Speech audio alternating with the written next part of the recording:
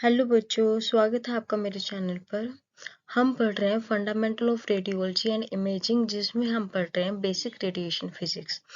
अच्छा, इससे पहले कि मैं आज का टॉपिक बताऊं, उससे पहले मैं एक चीज़ क्लियर कर देता हूँ। जो लास्ट सेशन हुए हैं, 1 या 2 सेशन में, उसमें क्या हुआ है कि एक जगह जैसे न्यूलैंड लॉ ऑफ ऑक्टेव है, तो उसमें मैंने बेरिलियम को वेरियम बोल दिया था। तो अगर तो ऐसे चल सकता है तो चला लेना, वरना अगर आप बोलोगे तो मैं दोबारा वीडियो को एडिट करके डाल दूंगी। अब जो बेरिलियम जो होता है ना, उसका जो सिंबल होता है वो Be होता है, और जो बेरियम होता है उसका सिंबल Ba होता है, तो इस बात का ध्यान रखना। और दूसरा क्या हुआ है कि जो आई थिंक जो लास्ट मैंने डाला और जो सेकंड लास्ट डाला उस सेशन में क्या हुआ है कि जो कर्सर है वो बाद में आ रहा है और मैं पहले बोल दे रही हूँ। तो अगर उस चीज़ को भी आप अवॉइड कर सकते हो तो अवॉइड कर लेना, वरना अगर आप बोलोगे तो मैं कमेंट बॉक्स में लिख देना, तो मैं उसको अच्छे से वीडियो दोबारा डाल दूंगी। और जो आज का सेशन है उसमें हम पढ़ेंगे ईएम वेव। ईएम वेव का मतलब है electromagnetic wave.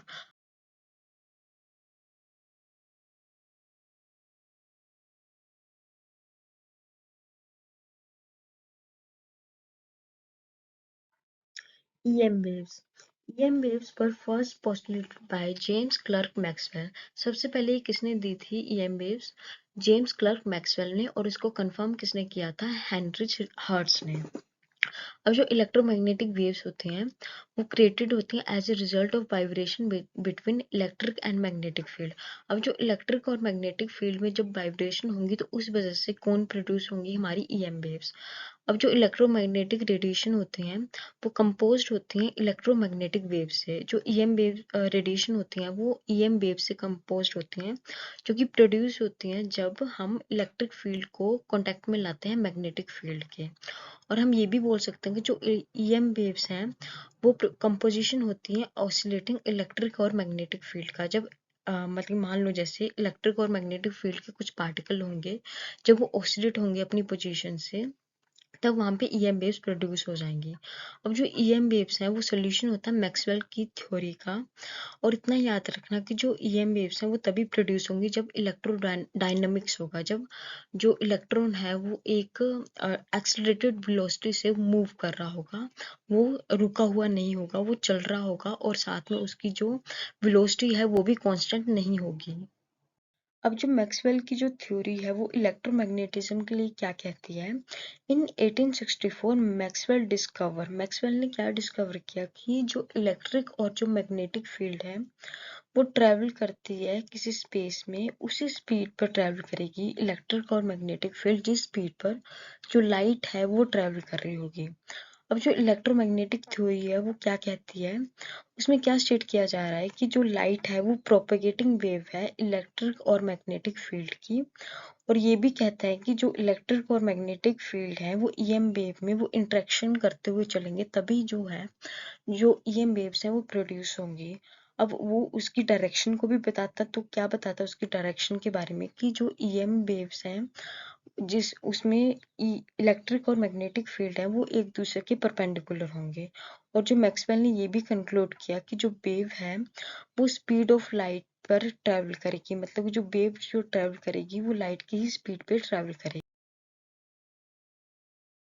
How are electromagnetic waves form?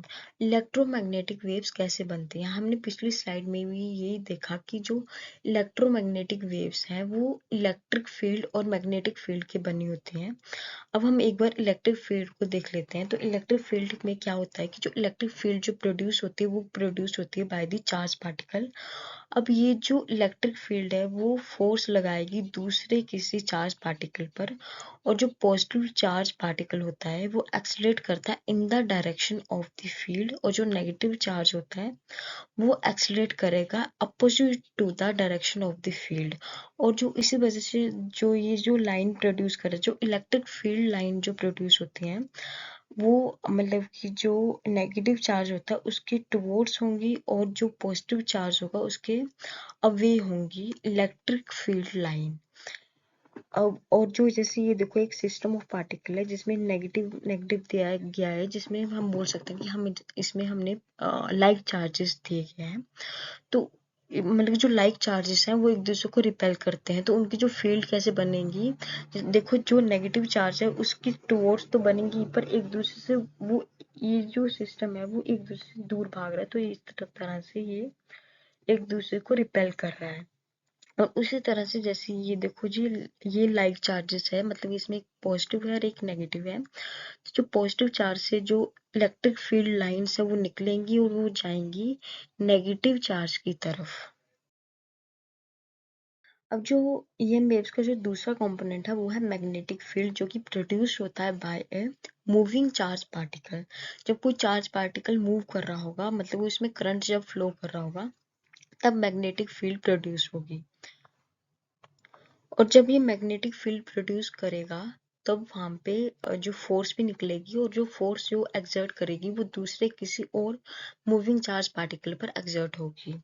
अब जो फोर्स होती है इन चार्जेस में वो हमेशा ही परपेंडिकुलर होगी to the direction of their velocity, and therefore only changes the direction of the velocity not the speed.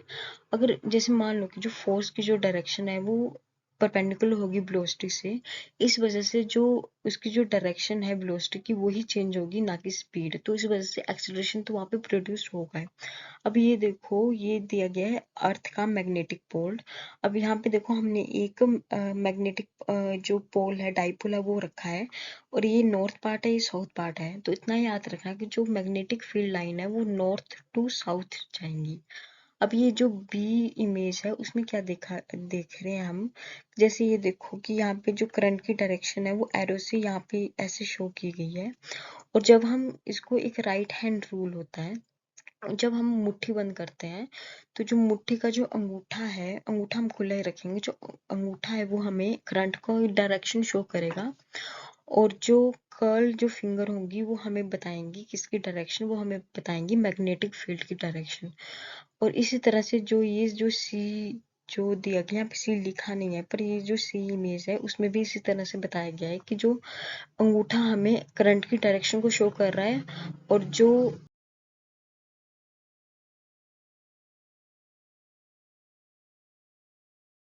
अब जो इलेक्ट्रोमैग्नेटिक वेव्स हैं वो प्रोड्यूस्ड होती हैं by an accelerating charge particle.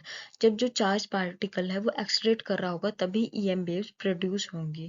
अब जो ईएम वेव्स होते हैं वो कुछ भी नहीं होती, वो सिर्फ इलेक्ट्रिक और मैग्नेटिक फील्ड जब फ्री स्पेस में जब वो ट्रैवल कर रही होती है with the speed of light. अब इसको हम सी से रिप्रेजेंट करते हैं, जो स्पीड ऑफ लाइट होती है, और इसकी जो वैल्यू होती है वो इक्वल होती है 3 × 10⁻⁸ मीटर पर सेकेंड। अब जो मीटर पर सेकेंड है ना, वो यूनिट ऐसे यूनिट है किसका, स्पीड ऑफ लाइट का या किसी भी स्पीड का। अब जो एक्सलेटिंग चार्ज पार्टिकल होता है ना, जब वो ऑसिलेट करता है अपनी इक्विलिब्रियम पोजीशन से, तब जो है वो इलेक्ट्रिक मैग्नेटिक फील्ड जो है वो प्रोड्यूस करता है। और जो उसकी जो फ्रिक्वेंसी होगी जो ऑसिलेशन की, वो ही फ्रिक्वेंसी होगी ईएम वेव्स की। अब जो वेवलेंथ हम प्रोड्यूस करते हैं, जब वेवलेंथ उस चक्कर में जो प्रोड्यूस्ड होगी उसकी जो वैल्यू कैसे दी जाती है, वो दी जाती है जब हम स्पीड ऑफ लाइट को जो फ्रीक्वेंसी है उसके साथ डिवाइड कर देते हैं, तब हमारी क्या आ जाती है, वेवलेंथ आ जाती है। और जो इलेक्ट्रोमैग्नेटिक वेव है वो स्पेस में अपनी एनर्जी को भी ट्रांसफर करती है। जैसे अगर हम एग्जांपल लें, तो जैसे सन है तो वो ईएम रेडिएशन है उसको प्रोड्यूस करता है, तो हमें नेचुरली बात है, हमें जो मैक्सिमम एनर्जी है वो हमें सन से ही मिलती है। हमें एक्चुअली मैक्सिमम क्या, पूरी पूरी एनर्जी जो है हमें सन ही देता है, तो वो ईएम वेव्स को प्रोड्यूस करता है। अब ये देखो, ये दिया गया है हमें graphical view of EM waves. अब जो ब्लू लाइंस हैं वो रिप्रेजेंट कर रही हैं इलेक्ट्रिक फील्ड को, और जो रेड लाइंस हैं वो रिप्रेजेंट कर रही हैं मैग्नेटिक फील्ड को। और जैसे ये देखो ब्लैक लाइन है, ये रिप्रेजेंट करती है वेलोसिटी को या फिर प्रोपगेशन ऑफ वेव्स को। अब ये देखो कि हमें यहाँ से क्या पता चल रहा है इस चीज से, कि जो इलेक्ट्रिक और जो मैग्नेटिक फील्ड है, क्योंकि जो एक्स और वाई प्लेन होते हैं वो एक दूसरे के परपेंडिकुलर होते हैं, और ये दोनों एक्स और वाई प्लेन भी सेट के भी परपेंडिकुलर होते हैं। तो इस तरह से हमें क्या पता चलता है, जो इलेक्ट्रिक और मैग्नेटिक फील्ड और साथ में जो वेलोसिटी है वो एक दूसरे के परपेंडिकुलर होंगे। अब जो कौन सा जो ग्राफ है वो इलेक्ट्रिक मैग्नेटिक वेव्स को शो करता है, वो करता है हमें साइनसोइडल ग्राफ। अब ये क्या कंसिस्ट करता है? It consist of time varying electric and magnetic field जो कि परपेंडिकुलर होती हैं ईच अदर, मतलब कि जो एक दूसरे से परपेंडिकुलर होंगी, और ये टाइम वेरिंग इलेक्ट्रिक और मैग्नेटिक फील्ड होंगी, मतलब ये एक जगह रुकी नहीं रहेंगी, ये टाइम के साथ वेरी करती रहती हैं। और इनको हम ये भी बोल सकते हैं कि जो ये दोनों जो ईएम वेव्स हैं, मतलब जो इलेक्ट्रिक और मैग्नेटिक फील्ड है, वो किसके परपेंडिकुलर होंगी? वो परपेंडिकुलर होंगी direction of propagation of waves. अब जो इलेक्ट्रोमैग्नेटिक वेव्स हैं वो ट्रांसवर्स होती हैं इन नेचर, मतलब कि जैसे ये देखो, ये ट्रफ और क्रस्ट जो बन रहे हैं उसकी वजह से इसका नाम ट्रांसवर्स वेव पड़ गया। अब जो हाईएस्ट पॉइंट होता है वेव का उसको हम क्रेस्ट कहते हैं, और जो लोएस्ट पॉइंट होता है उसको हम ट्रफ कहते हैं। जैसे ये देखो, ये हाईएस्ट पॉइंट है ना, तो इसको हम क्या कहेंगे? उसको हम कहेंगे क्रेस्ट, और ये जो लोएस्ट पॉइंट है इसको हम कहेंगे ट्रफ। तो जब जो पहला जो मतलब कि जो वेव है, जो ईएम वेव देखें, तो इसमें जो इलेक्ट्रिक फील्ड है वो क्रेस्ट में है, और जो मैग्नेटिक फील्ड है वो है ट्रफ पे। और जब दूसरी वेव आई तो जो मैग्नेटिक फील्ड है वो चली जाएगी क्रेस्ट पे, और जो इलेक्ट्रिक फील्ड है वो चली आएगी ट्रफ पे, मतलब वो नीचे आ जाएगी, वो ऊपर आ जाएगी। तो इस तरह से in the vacuum the wave travel eight a constant velocity of 3 × 10⁸ हमें पता है कि जो वैक्यूम हो तो तब वहाँ पे जो वेव है वो ट्रेवल करती है कांस्टेंट स्पीड पे, और उसकी जो वैल्यू होती है वो होती है स्पीड ऑफ लाइट के इक्वल, जो कि होती है 3 × 10⁻⁸ अब ये है mathematical expression of EM waves. हमें पता है कि जो ईएम वेव्स हैं वो ट्रांसपोर्ट करती हैं एनर्जी। और ये देखो, ये है एक्सप्रेशन जिसमें हम ये देखो कि जो इलेक्ट्रिक फील्ड है वो इस तरह से हम शो करते हैं, और इसके साथ ये देखो इसकी डायरेक्शन कैसे दी गई है, जे कैप, मतलब कि इसकी डायरेक्शन बाई की तरफ दी गई है, और जो मैग्नेटिक फील्ड है उसकी डायरेक्शन दी गई है के कैप, मतलब, और ये दोनों एक दूसरे के परपेंडिकुलर होंगे। हमें पता है जो ईएम वेव्स हैं वो ट्रांसवर्स वेव हैं, तो इस वजह से हम एक बार ट्रांसवर्स वेव क्या होता है वो भी एक बार देख लेते हैं। तो जो ट्रांसवर्स वेव है is a wave in which particle move perpendicular to the direction of the wave propagation.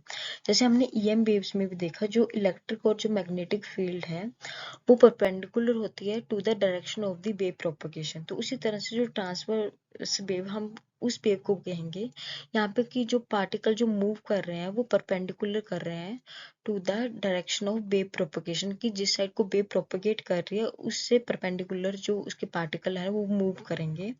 अब जो ट्रांसवर्स वेव है वो कंपोज होती है पीक से और ट्रफ से, मतलब कि जैसे क्रेस्ट और ट्रफ से बनी होती है, और जो पीक पॉइंट होता है ऑफ द वेव उसको हम बोलते हैं क्रेस्ट, और जो ट्रफ जो होता है ना वो होता है लोएस्ट पॉइंट, मतलब कि उसका जो सबसे जैसे मतलब कि जो उसका लोएस्ट पॉइंट होगा वो होगा ट्रफ।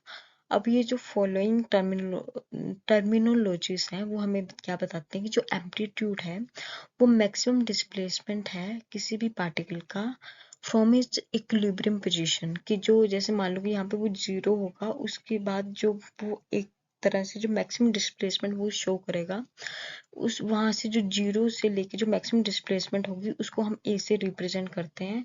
और जो वेव होता है वो डिस्टेंस होता है कहाँ का, जब एक पीक से दूसरी पीक तक का, या फिर एक ट्रफ से दूसरे ट्रफ तक का, या एक क्रस्ट से दूसरे क्रस्ट तक का। और जो पीरियड होता है वो टाइम होता है कि जब दो सक्सेसिव पीक्स हैं वो कितना टाइम ले रही हैं किसी एक फिक्स पॉइंट से पास करने के लिए। और जो फ्रीक्वेंसी होती है वो एक्चुअली इन्वर्स ही होता है पीरियड का, कि जो और एक टाइप से ये भी बोल सकते हैं the number of wavelength that pass through a given point in A second. और एक सेकंड में कितनी वेवलेंथ है या कितना डिस्टेंस वो कवर करता है किसी एक पॉइंट से, तो उस वो हमें फ्रिक्वेंसी रिप्रेजेंट करती है उस चीज को। अब ये देखो, ये ट्रांसवर्स वेव का डायग्रामेटिक व्यू है, जिसमें ये देखो कि ये यहाँ पे ट्रफ से लिया है हमने, कि जब एक ट्रफ से दूसरे ट्रफ तक ले रहे हैं तो एक वेवलेंथ बन रही है। उसी तरह से जो ऊपर वाला जो पॉइंट है जिसको हम पीक पॉइंट बोलते हैं वो क्रेस्ट आ रहा है, जो बॉटम मोस्ट पॉइंट है वो ट्रफ आ रहा है। अब ये देखो कि ये जो एम्पलीट्यूड है ये क्या है, कैसे रिप्रेजेंट हो रहा है कि ये जो है ये इक्विलिब्रियम पोजीशन है और यहाँ से जो पीक तक जा रहा है तब वो आ रहा है एम्पलीट्यूड। उसी तरह से ट्रफ में भी ऐसे ही आएगा एम्पलीट्यूड, पर उसकी वैल्यू फिर नेगेटिव आ जाएगी। आज का सेशन ट्रांसवर्स वेव के साथ ही खत्म होता है। कुछ जो चीजें रह गई हैं जैसे एनर्जी डेंसिटी हो गया, इंटेंसिटी होगी, मोमेंटम हो गया, वो हम नेक्स्ट सेशन में पढ़ेंगे किसके साथ, इलेक्ट्रोमैग्नेटिक स्पेक्ट्रम के साथ। तो I hope you like my video and do subscribe my channel.